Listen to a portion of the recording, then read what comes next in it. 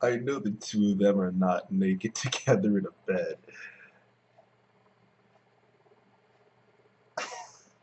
Oh my god.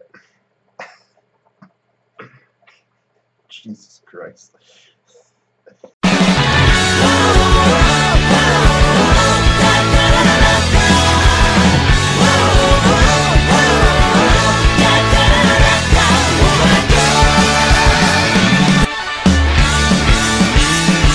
Yo, you guys, this is Blacklist of the Abyss, and you're watching my review for Strike the Blood episode 14.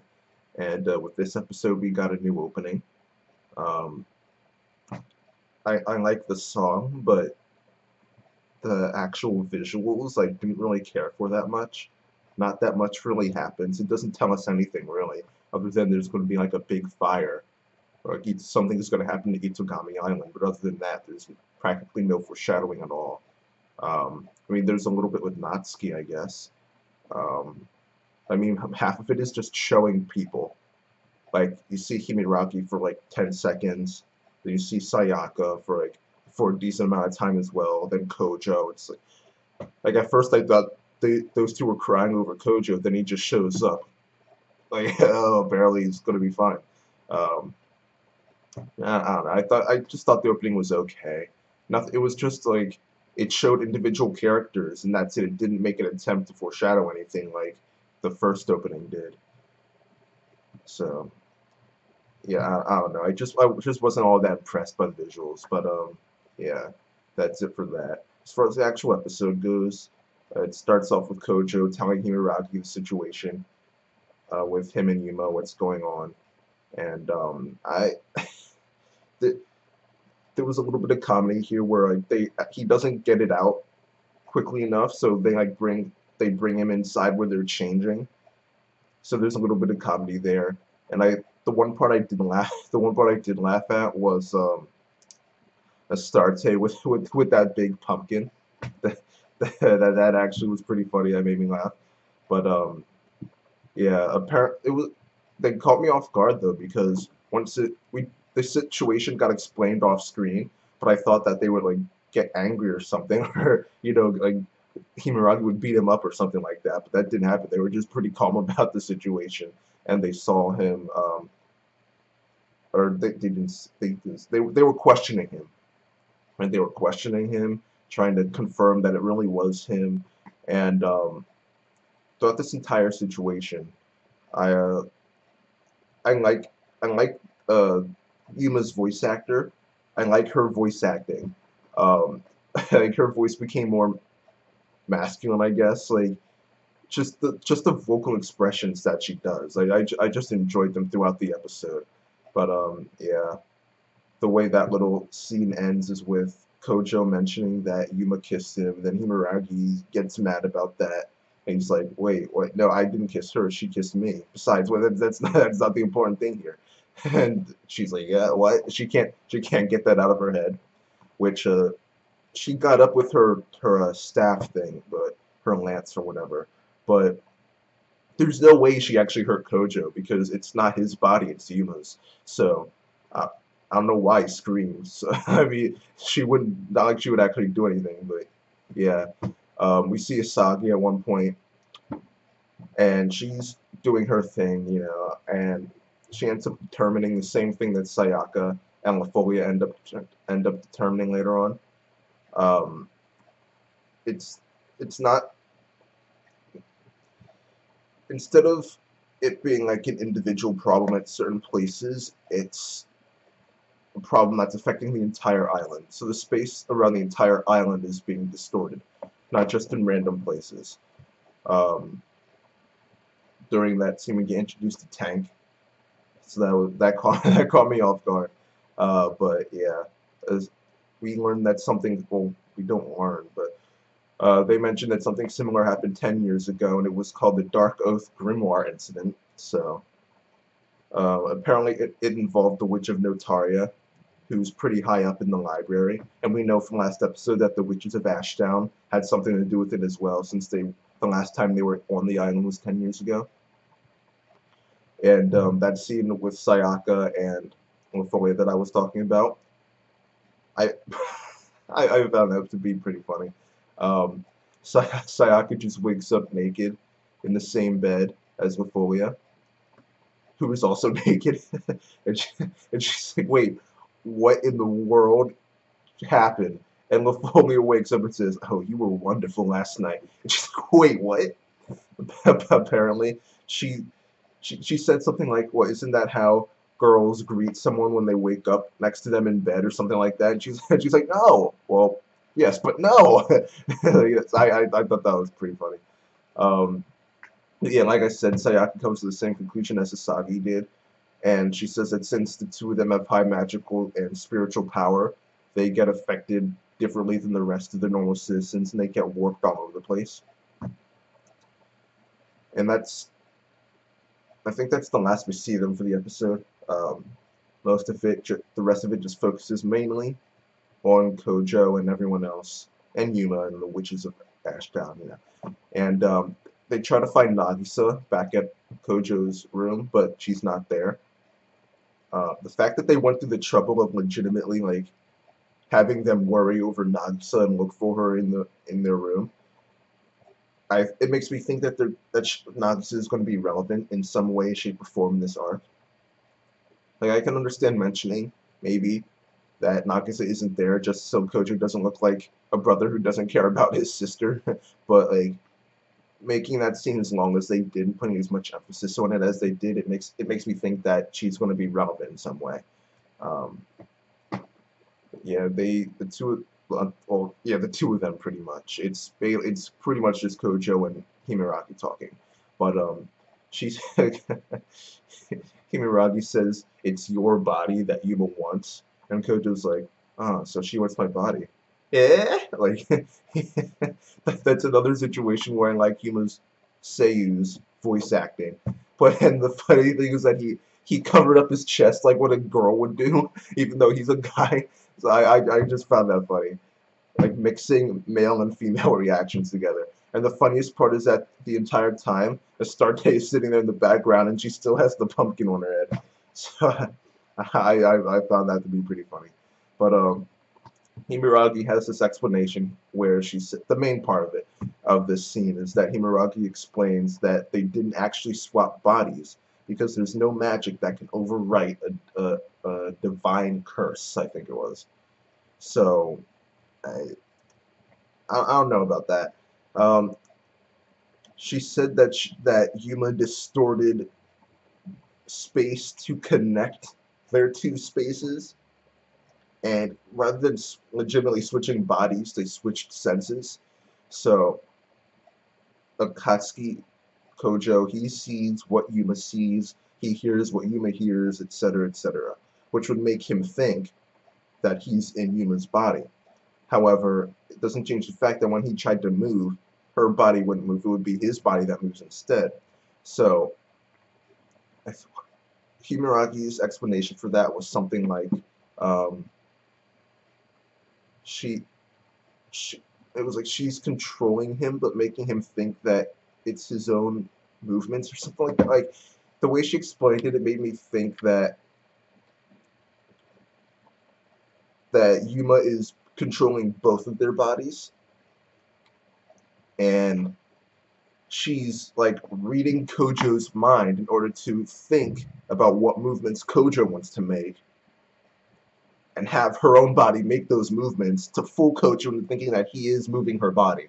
Like, but that's like that's a bit much though. I mean, well, to be fair, they did say that something of that scale would require controlling would it would mean continuous control over the space over the entire island, which something of a feat like that would mean that she's not just a normal magic user, she's a witch, specifically the Blue Witch.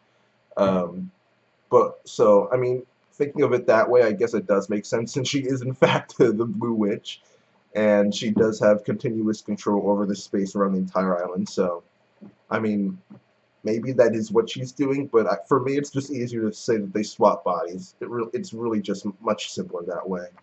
Um, And after the two of them determine that Yuma is a witch, we end up seeing the Meyer sisters, the witches of Ashdown, and we see Grimoire 539. Apparently, that is the thing responsible for all the distortions. It's the magic that is being controlled by Yuma, and it makes you think, if this is Grimoire 539, are there 538 more? Like, are those other Grimoires going to show up at some point? Like, this is another thing that makes it similar to Index, by the way, but not really, because the Grimoires are actual things, not just something inside Index's head. But still, that's 539. That's a lot of Grimoires. Like, you would think that more of them would show up at some point. Not all of them, but because that would just be ridiculous. Unless you have a major arc, like I mentioned a while back, that includes all of these different groups, the library, the the church, Church of Lotharingia, I think it was called. You know, and just, uh, Christoph Gardos, his organization, I forgot what it was called, the Black something or another. But like all these different groups, Lion King organization, whoever Yaze works for, Lafolia's Nation, Aldegear, all these different groups that are like just vampires, just uh, Tarian groups, Warlord's Dominion, and the places that are ruled over by the other uh, progenitors. Like all these different groups. If you have a major arc like that, and then all these witches come in using a bunch of grimoires, and I can see it. But that would be a pretty epic arc to have all that stuff going on. That couldn't be anything but epic. But then again, I thought that about the fourth Great Ninja War too. Anyway, wow, I got so off topic. Um, the point the point of this scene is to show Dimitri Vatler showing up. He kind of dominates the uh, Octavia. He destroys her familiar pretty easily, which the military guys couldn't do last episode. But I don't think that wasn't her strongest familiar though. Like the one with the red tentacles. Yeah, it wasn't her strongest familiar though. So whatever. But Valor, he kind of just wants them to stop doing what they're doing. But Kojo shows up, and by Kojo I mean Yuma. And at first, Valor's like, Kojo, no, no, you're not him. And Yuma introduces herself as, Yuma Tokuyuki. And she says she's the daughter of Aya Tokuyuki, the Witch of Notaria. So, um, last episode, Yuma said, how would you feel about me if I wasn't human anymore? It made me think that something happened to her that to turn her from a human to something that isn't human. But no, it turns out she never was human. She was a witch from birth. It's just that their perception of her, maybe her own perception of herself, plus Kojo's perception of her, were as a human. But then that perception changed at this point in time, and that's what she meant by not human anymore. But yeah, it kind of threw me off. I didn't think she would be something that was like. I thought she was. I thought her situation would be more like Kojo, so he did in fact start off human, but then later on in life was turned into a progenitor by what is her name? Callie Blood something or another. I forgot. It has an A in it, but whatever. Yeah. That's pretty much all we see of Yuma until like. Oh no, actually no. There was one other scene. We learned that her mom is in prison in the Demon District prison barrier along with a bunch of other infamous criminals, and Yuma wants to free her. However, freeing her will mean destroying the barrier, which will mean that all of the other criminals in there will get out. And she tries to convince Vatler to just let her do what she wants to do because Vatler wants a strong opponent so he can entertain himself. Because he's immortal, and there's no way you can live forever and still be entertained and not get bored with the world. He wants to shake things up like the WWE draft. It's time to shake things up again, all right? But yeah, he decides, hey, I do want a strong opponent, so hey, I'll let you do what you want to do. And the last time we see Yuma is at the end of the episode when Kojo finally, well, there was a flashback too. I didn't really care about that though. The flashback of when Kojo met Yuma. Nagisa was there too. Nagisa still calls him by his first name, even when she was that young, which is really weird. But maybe they're like step siblings or something. I don't know. Like how some stepchildren will refer to their parents, to their step parents, not as mom or dad, but as like Miss or Mr. whatever their name is, something like that.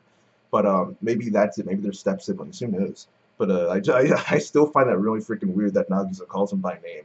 But yeah, you see that flashback, which I didn't really care that much about, and Kojo and Himeragi make it to where Yuma is, and that's the last time we see. Those are the times we see Yuma throughout this episode. But as far as Kojo and Himeragi, Canon and Astarte go, they're eating.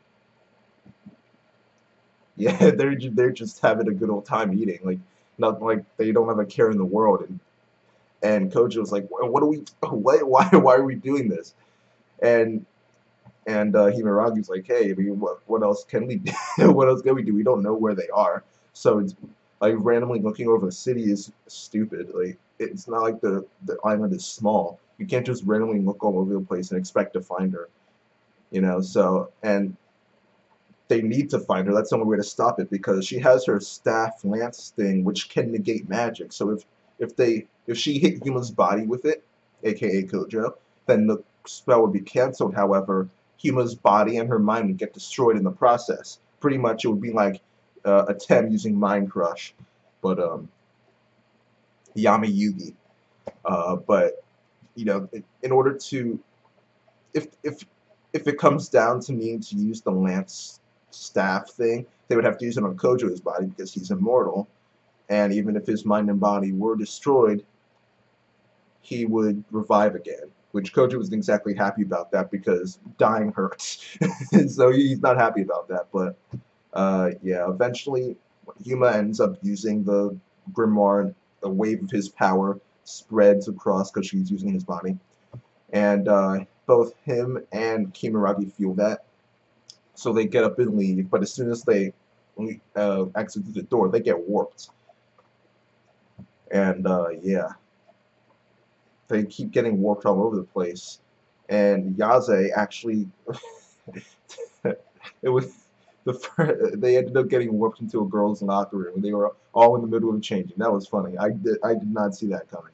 But Yaze ends up using Mogwai to send him a picture of Visagi sleeping, but also an app that she developed in order to get them through the labyrinth of the Blue Witch. Yeah, but I this out of all the names of the arcs, this is the one I like the most because it's just so fitting and clever. Labyrinth of the Blue Witch. But yeah, they end up going through that labyrinth of the Blue Witch, going through doors and doors and doors, and that's when they finally get to where Yuma is. Um, and one other part of this episode is when the military shows up. They're all in planes and everything. And oh wait, now that I think about it, oh, no, never mind. Because when they first got to the Keystone Gate, which is where Yuma and the Witches of Ashdown and Dimitri are, they went through that gate and they got warped again. But I forgot which one of those two warps, either the one from leaving the restaurant or the one from getting to the Keystone Gate, put them in the locker room. But it doesn't really. I think it was the first one now. The second one is when he got annoyed and he like banged his hand against the wall or something. I don't even remember. But at one point, the military shows up, and they're trying to tell them, they're like, stop. And that's when Octavia uses her red familiar, the one that Dimitri Valmer was actually impressed by. Um, and one thing to notice here is that Yuma is using Kojo's body, so the military guys might see that and mark Kojo as a criminal instead of Yuma. So once this is finished, if Natsuki doesn't show up and tell them like, no, you got the situation wrong, it's not him, it was her, which I don't think she will. I don't think she's going to show up again in this arc. I think it's not going to be until the last arc, maybe the next arc, but probably the last arc that she shows up again. But yeah, they might label Kojo as a criminal. So like once this is all said and done, he goes back to school. He might get arrested there. He might get arrested in the streets or in the sidewalk, something. They might raid his house or his apartment. I mean, but like I think that's something worth mentioning. The fact that Kojo's face is the one being labeled as the person responsible for all this, which would make things interesting with Asagi and his classmates and everything, because they still think he's a human, except for Yaze, of course, and Kanon and Himeragi. I think that's it. But yeah, so I just thought that was an interesting thing that the military is going to view Kojo as a criminal instead. But that's it for this episode. Overall, I guess I'd give it I mean, I enjoyed the episode, and I like how this arc has been going so far. How things are happening. Like the last arc was kind of slow. I mean, at this point in time, we were just getting. They had gotten on the island, and that's it. Like nothing really interesting had happened. So I like this arc more. But in terms of this episode in particular, and like what happened, I mean, it wasn't. I mean, I enjoyed the episode a lot. I guess I'll give it like a 7.5 or an 8 out of 10, something like that, because I mean, as far as Kojo goes, him and Himeragi didn't really do much. They made it to where Yuma is, so I mean that's it. Like as far as the pacing goes, we're a little bit faster because the final fight is going to start like in the beginning of the next episode, whereas in the last arc, the Angel in Flames, it didn't start until like the middle of the episode or towards the end. But I mean, it's Kojo and Himeragi didn't really do much other than get there and figure out the situation. Um, Yuma did a few things. The Witches of Ashdown did a few things. Sayaka and Mafolia were funny. I mean, like, it's a bunch of small things that come together to make it a good episode. So, yeah, I'll give it an 8 out of 10. But, yeah, that's it, guys. Rate, comment, subscribe, and I'll see you guys next time.